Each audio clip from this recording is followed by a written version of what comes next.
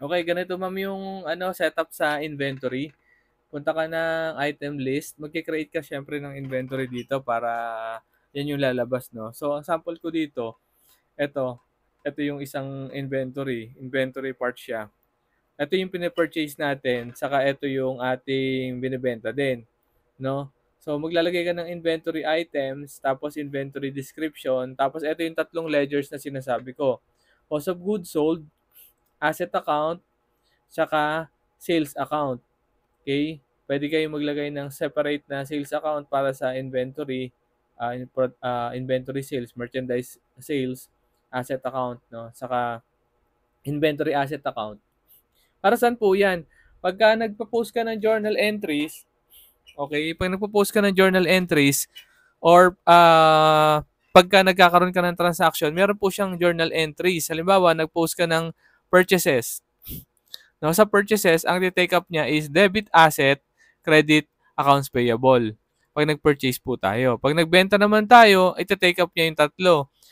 Debit accounts receivable, credit sales, debit cost of goods sold, no? And credit naman yung inventory assets. So, siya na rin yung magko-costing para sa'yo. Kung magkano yung pagkakabili mo sa kanya. Okay? So, for example, etong item na to, yan, enter bills ako, di ba? Tapos, nag-purchase ako ng items, 'di ba? Ayan, nag-purchase ako nito. Kung magkano yung purchase ko sa kanya, yan yung lalabas na cost niya. Halimbawa, ito ang cost nito is 2,500. Okay? Update natin yung cost. Ito ay 3,500. Update natin yung cost. Okay? Tapos ito ay 4,500. Okay? So, update natin yung cost. So, yun yung magiging cost niya, no? So, halimbawa, 2,000 pieces nito, 3,000 pieces nito, and 4,000 pieces nito. So, ganyan po siya. No, post tayo ng purchases, ganyan lang po. Okay?